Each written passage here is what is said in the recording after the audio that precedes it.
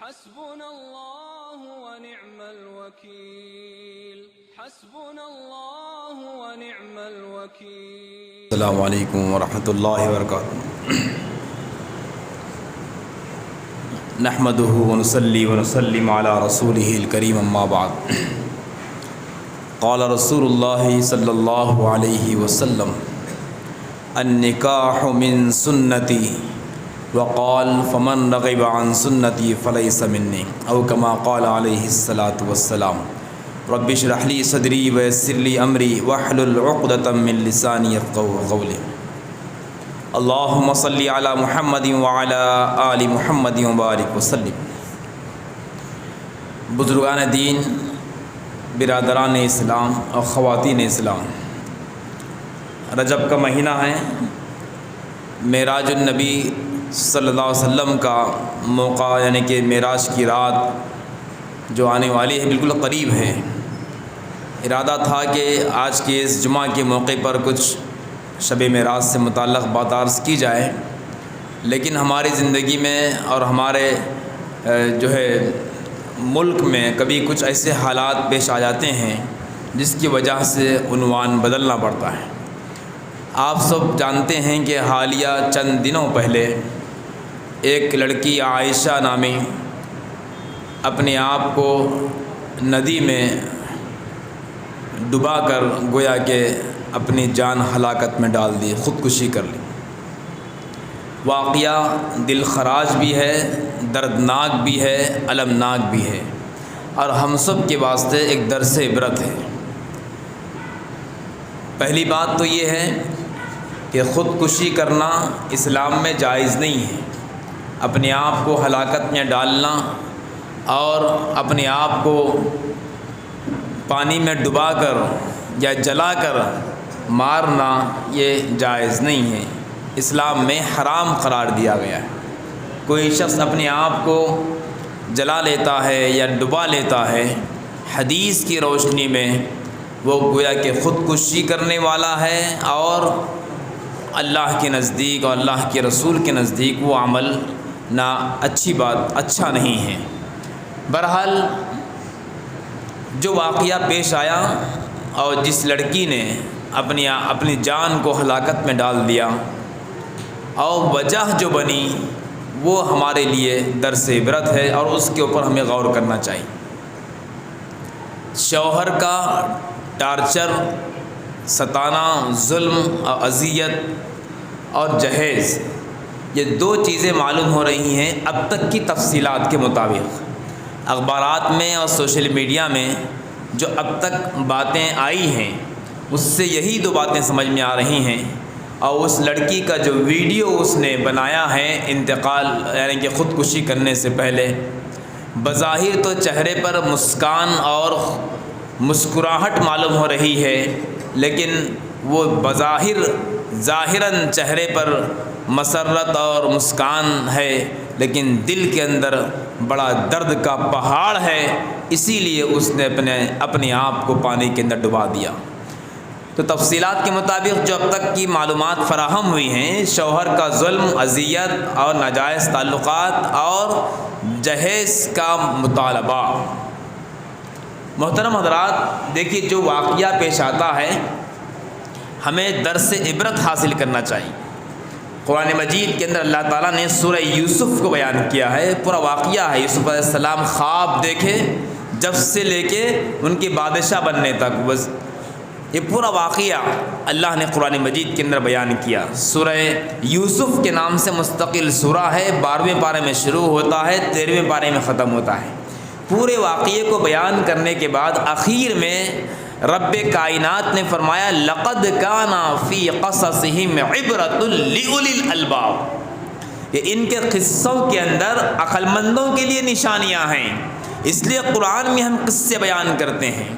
تو گویا اللہ نے قرآن میں قصوں کو بیان کرنے کے بعد یہ بتایا ہے کہ قصہ عبرت کے واسطے ہوتا ہے. یہ عائشہ نامی لڑکی کا جو قصہ پیش آیا ہے اور جو واقعہ پیش آیا ہے اور حقیقی واقعہ ہے کہ اس نے اپنے آپ کو ہلاکت میں ڈال دیا، خودکشی کر لی، یہ مسلمانوں کے لیے، نوجوان بچوں کے لیے نوجوان بچیوں کے لیے اور ماں باپ کے لیے درس عبرت ہے، درس نصیحت۔ کیا درس ہے؟ ایک نہیں کئی درس ہے۔ ایک بچی جو اپنے آپ کو جان ہلاکت میں ڈال دی ہے، اس سے ایک سبق یہ ہم کو اسلامی تعلیمات میں سے ملتا ہے کہ ایسا عمل نہیں کرنا چاہیے۔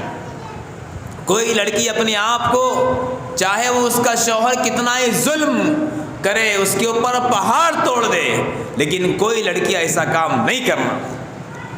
جب بھی کوئی شوہر کسی لڑکی کو مارتا ہے یا ظلم کرتا ہے، اپنی بیوی کو مارتا ہے، ظلم کرتا ہے، تو اس وقت میں اس بیوی کو چاہیے کہ وہ خیال کرے کہ ایک ہماری بہن ہے جو حضرت آسیہ کے نام سے جانی جاتی ہے، جو فرعون کی بیوی ہے، ویسا تو شوہر ہمارا فرعون کے جیسا ظالم نہیں ہے۔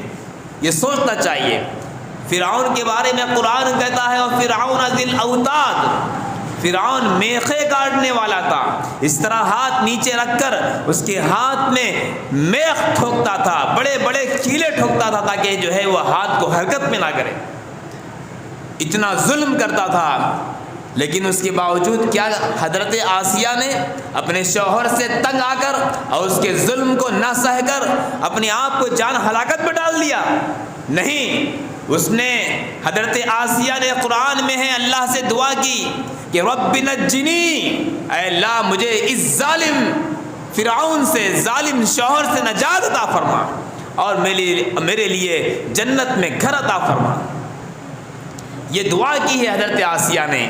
تو اگر کوئی بیوی ظلم زدہ ہے، مظلوم ہے، تو اس کو چاہیے کہ حضرت آسیہ کی سیرت کو سامنے رکھے اور اللہ سے دعا مانگے، کبھی اپنے آپ کو ہلاکت میں ڈالنے کا خیال بھی نہ لائے۔ دوسری بات، شوہروں کو یہ درس ملتا ہے کہ کوئی شوہر اپنی بیوی پر ظلم نہ کرے۔ دیکھیے، شوہروں کے ظلم کی وجہ سے بچیاں اپنے آپ کو ہلاکت میں ڈال رہی ہیں، ندی میں چھلانگ لگا کے مر رہی ہیں۔ کیا یہ ہمارا ظلم، کیا یہ ہماری ہاتھ کی طاقت اللہ کے پاس پوچھے نہیں جائے گی کہ تم نے طاقت کا استعمال کیسے کیا ہے؟ ارے وہ تو انتہائی بزدل انسان ہے جو اپنے سے کمزور صنف نازک کے اوپر ہاتھ اٹھاتا ہے۔ پہلوان تو وہ ہے جو ایک پہلوان دوسرے پہلوان سے لڑے۔ اگر کوئی پہلوان کسی بچے کو مارتا ہے تو کمال نہیں ہے، کیا اس لیے کہ بچہ تو کمزور ہے، چھوٹا ہے، اور تو بڑا ہو کر طاقتور ہو کے چھوٹے بچے کو مارتا ہے؟ ویسے ہی مرد ہو کر، شوہر ہو کے ایک صنف نازک عورت پر ظلم کرتا ہے تو یہ اس کا ظلم گویا کہ اس کی بزدلی ہے۔ اس کو مارنا، اس کو اذیت دینا، اس کے ساتھ تکلیف کا معاملہ کرنا، یہ شوہر کی بزدلی ہے اور اس کے لیے اللہ کے نزدیک دردناک عذاب ہے۔ کیوں؟ اس لیے کہ جو بیوی اس کے پاس آئی ہے، کسی شوہر کے پاس آتی ہے تو وہ بیوی اپنے ماں باپ کو چھوڑ کر آتی ہے، اپنے میکے کو، بھائیوں کو، بہنوں کو، خاندان کو، محلے کو چھوڑ کر آتی ہے۔ یہ اس کا چھوڑ کر آنا ہی اس کی سب سے بڑی قربانی ہے۔ اتنی ساری قربانیاں کیوں دے کر آئی ہے؟ محض تیرے لیے ظالم شوہر، تیرے لیے شوہر کے واسطے چھوڑ کر آئی ہے۔ پھر اتنی قربانیاں دینے کے باوجود بھی اگر اس کے اوپر ظلم کرتا ہے تو کیا اس کے دل پر گزرتی ہوگی؟ اس کے ماں باپ یہاں پر نہیں ہیں، اس کے بھائی بہن یہاں پر نہیں ہیں، اور تیرے گھر میں تیرے ماں باپ، بھائی بہن سب کچھ رہتے ہوئے تو اس پردیس لڑکی پر ظلم کرتا ہے، تو یاد رکھ کل کے دن، قیامت کے دن اللہ تعالیٰ بدلہ لے گا۔ یہ صرف نازک ہونے کی وجہ سے بدلہ نہیں لے رہی ہے، تو پھر یہ نہیں سمجھنا کہ میں بہت بڑا بہادر ہو گیا، مجھ کو کوئی بولنے والا نہیں ہے، اور کہتے ہیں کہ کون کیا کر لیتا دیکھیں گے۔ یاد رکھ، اللہ منتقم حقیقی ہے، جب اللہ انتقام لینے پر آتا ہے تو کوئی بچا نہیں سکتا۔ تو ظالم شوہروں کو چاہیے کہ یہ عائشہ کے واقعے سے درس عبرت حاصل کریں۔ کتنا ظلم صحیح ہے، اس نے اس کا ویڈیو جو ریکارڈنگ وائرل ہو رہا ہے اور اس کے باپ سے وہ بات کرتی ہے اور باپ سے کہتی ہے کہ بہت ہو گیا، اب میں برداشت نہیں کر سکتی، میں اس لیے اپنی جان کو ہلاکت میں ڈال رہی ہوں۔ وہ باپ رو رہا ہے، ماں رو رہی ہے، کیا گزری ہوگی ان کے دل پر جو اپنی لخت جگر کو، گویا کہ جگر کے ٹکڑے کو اس نے اس بچے کے، اس شوہر کے حوالے کر دیا تھا، اور جب وہ رو رہی ہے، جان ہلاکت میں ڈالنے پر آمادہ ہے، اور باپ کہتا ہے کہ بیٹا تو آ جا، تو ایسا ہرگز نہ کر۔ باپ کہتا ہے کہ تیرا نام عائشہ ہے، میں تجھے تیرا نام عائشہ رکھا ہوں، اور عائشہ بہت بڑی خاتون ہے، رسول اللہ کی بیوی کا نام میں نے تجھ کو رکھا ہے، اور جو ہے وہ حضرت عائشہ کا واسطہ تجھ کو دیتا ہوں، تو اپنی جان کو ہلاکت میں مت ڈال۔ لیکن وہ مظلوم بچی، وہ مظلوم لڑکی، وہ کہتی ہے کہ اب مجھ سے نہیں ہوگا، میں اپنے آپ کو ہلاکت پر ڈال دیتی۔ ماں رو رہی ہے، لیکن اس کے باوجود اس کے دل پر اثر نہیں ہوا۔ کیوں؟ اس لیے کہ جب انسان مظلوم زدہ ہوتا ہے، مصیبت زدہ ہوتا ہے، تو اس کو کچھ بھی سمجھ میں نہیں آتا۔ تو ایک سبق یہ ملتا ہے کہ شوہر اپنی بیوی کے ساتھ اچھا رہے۔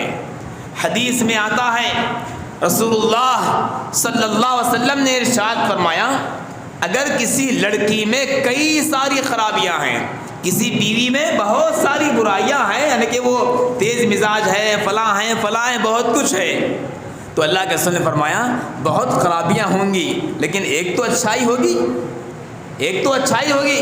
آقا نے فرمایا کہ اس ایک اچھائی کو دیکھو، برائی کو مت دیکھو، برائی کو نظر انداز کر دو، ایک اچھائی کو دیکھ کر اس کو معاف کر دو اور اس کی اچھائی پر نگاہ رکھو۔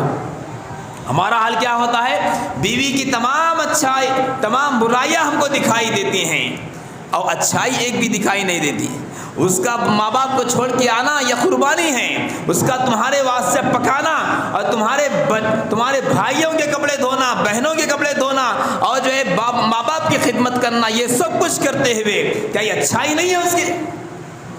وہ اپنے بچوں کو پالتی ہے، تمہارے بچوں کو پالتی ہے، اور جو ہے اب باپ تو جو ہے بس کاروبار کرنے کے واسطے جاتا ہے، تو تمہارے بچوں کو بیوی پالتی ہے، کھلاتی ہے، پلاتی ہے، اور تم تو سو جاتے ہیں مس میں، لیکن وہ بیوی رات میں جب بچہ اٹھتا ہے تو نیند کو قربان کر کے بچے کو سلاتی ہے، کھلاتی ہے، پلاتی ہے۔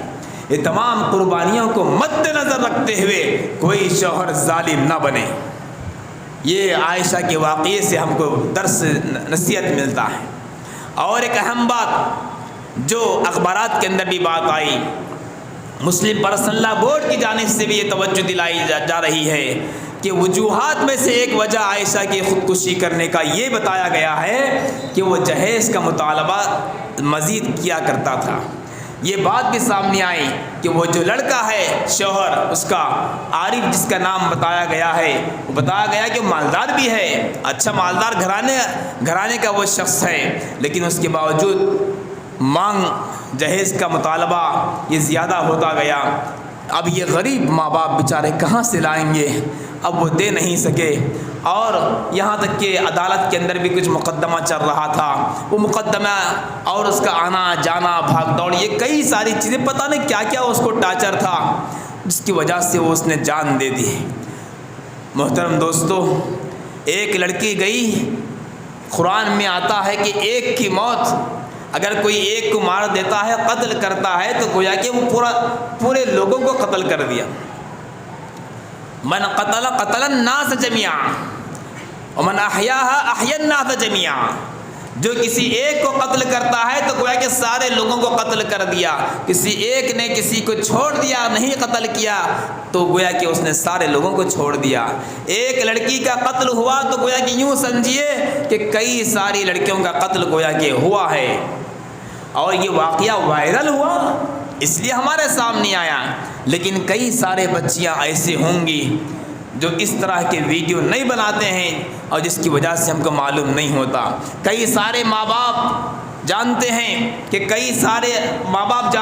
کہ اپنی بچیوں، ان کی بچیاں ان کے سسرال کے اندر غمزدہ رہتی ہیں، ان کے سسرال والے ان کو ٹارچر کرتے ہیں، تو نے کیا لایا ہے، تمہارے باپ نے کیا دیا ہے، تمہاری ماں نے کیا دیا ہے، اور سب کچھ دینے کے باوجود بھی یہ نہیں لائے، وہ نہیں لائے، اس طرح کا ٹارچر کرتے ہیں۔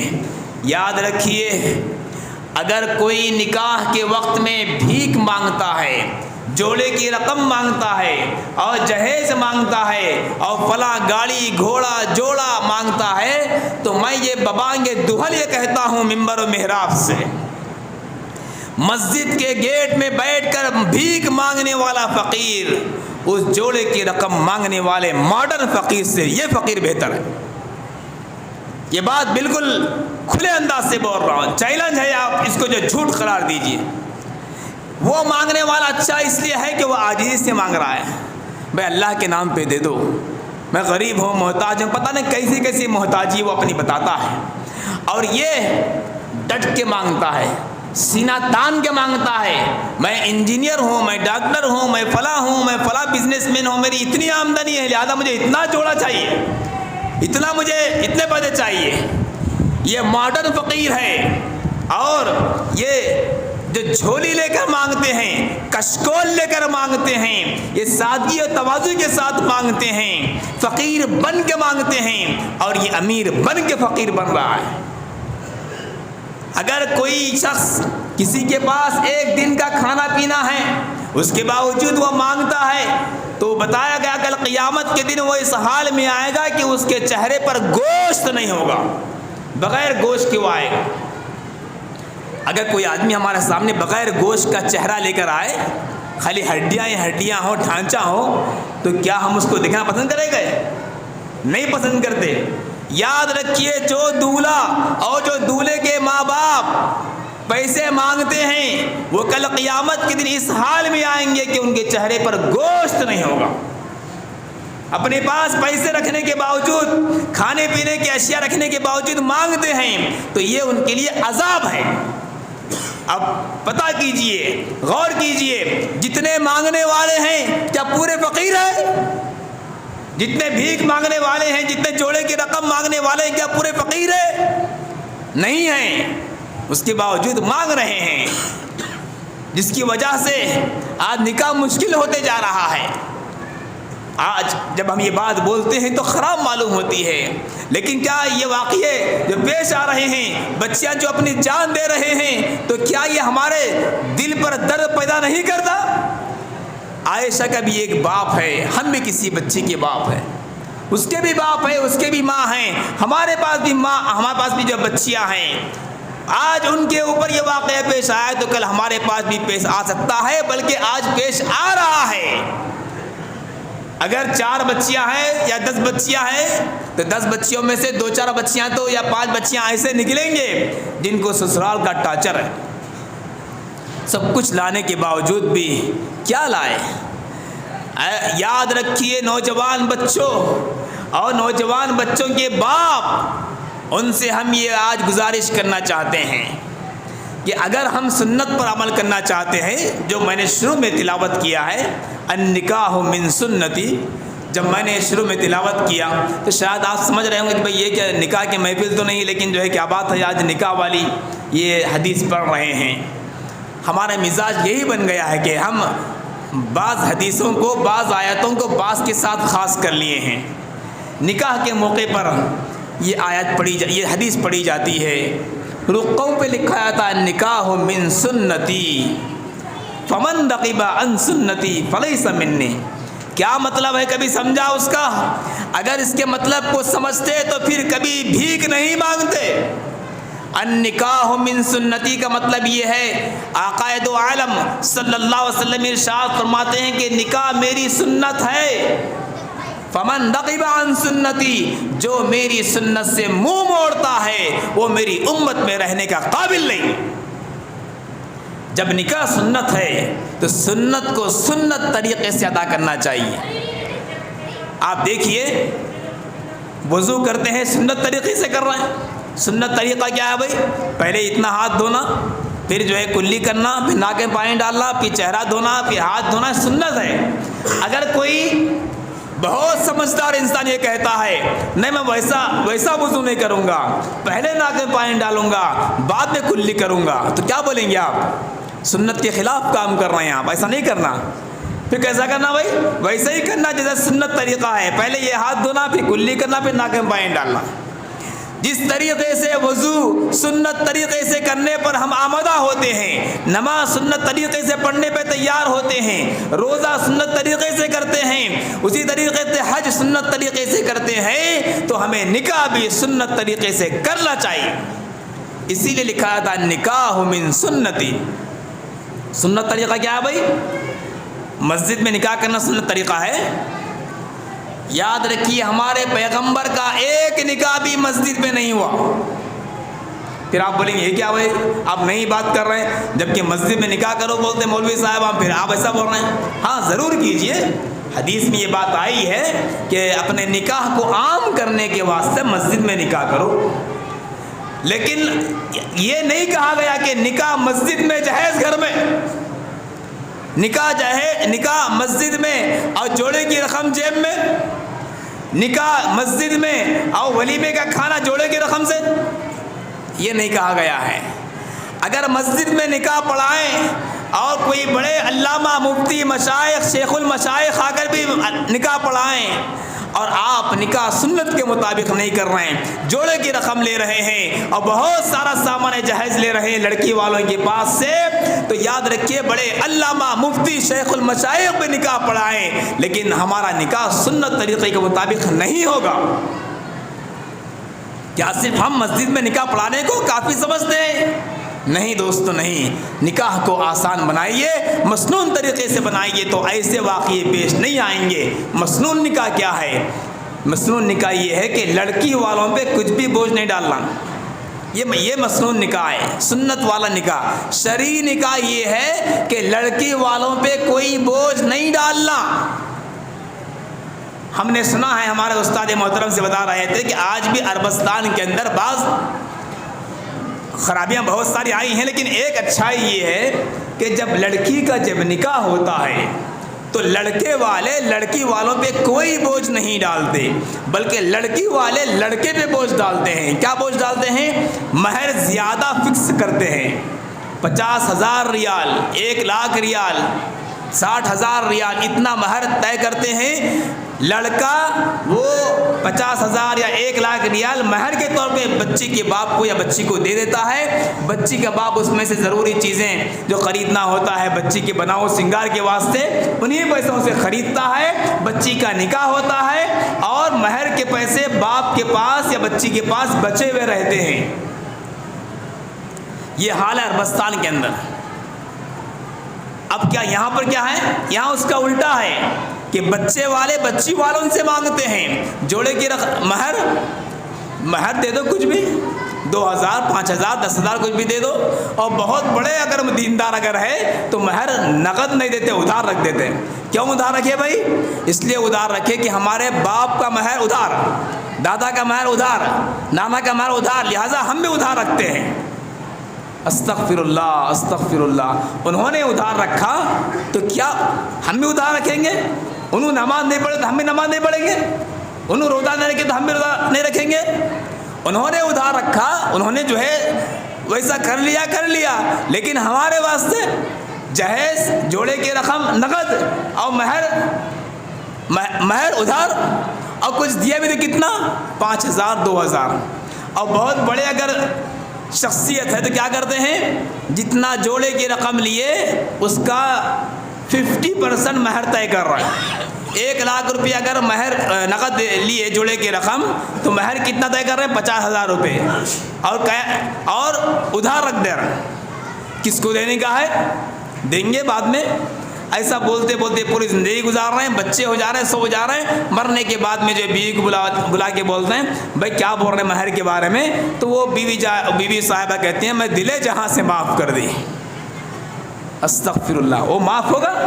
اگر وہ دل جہاں سے معاف نہیں کری بلکہ اگر بولی وہ عورت بیوی سب کے سامنے تو کیا ہوتا؟ سب لوگ کیا بولتے کیسی بیوی، دیکھو شوہر مر گیا مگر جو ہے اس کے سامنے ایسا بول رہے ہیں۔ غرض کی کہانی ہے دوستو ہمارے معاشرے کی جو درد بھری کہانی ہے۔ اگر ہم چاہتے ہیں کہ بچیوں کی زندگی کو بچائیں، ہماری بچیاں خوشی سے رہیں، اس طرح ڈوب کر نہ مریں، جل کر نہ مریں، اور ہماری بچیوں کی زندگی میں خوشیاں آئیں۔ تو ہر ماں باپ کی ذمہ داری ہے کہ اپنے لڑکوں کا جب نکاح کریں تو اس وقت میں یہ تہیہ کریں کہ ہم مجاہد بنیں گے۔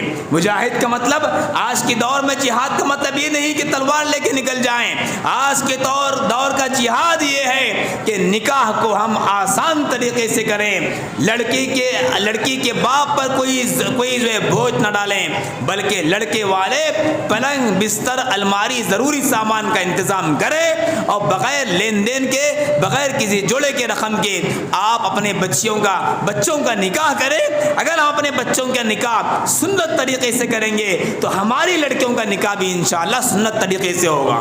ایک صاحب سے پوچھا کیا بات ہے آپ جوڑے کی رقم اتنی زیادہ کیوں لیے؟ تو انہوں کیا بولے معلوم؟ میں اپنی بچی کی شادی کرا تو میں بھی دیا تو اس لیے میں بھی لیا۔ تو دے رہے لے رہے ہیں، رشوت ہے، یہ رشوت کی طرح ہے، دینا لینا۔ اور حدیث میں آتا رشوت لینے والا دینے والا دونوں بھی جہنم کے اندر جائیں گے۔ غرض ہے کہ دوستو بہت ہی درد بھرے انداز کے ساتھ میں آپ کو یہ عرض کر رہا ہوں کہ یہ عائشہ نامی لڑکی کا جو واقعہ پیش آیا ہے، ہم آج سے تہیہ کر لیں کہ ہم اپنے بچوں کا جب نکاح کریں گے تو انشاءاللہ بغیر لین دین کے ہم یہ جو ہے کام انجام دیں گے۔ ہم خود اپنے پیسوں سے پورے انتظامات کر لیں گے۔ یہ ارادہ کریے تو انشاءاللہ یہ دور کا ولی ہوگا، وہ دولہا اس دور کا ولی ہوگا جو بغیر لین دین کے سنت طریقے سے اپنے نکاح کو انجام دے۔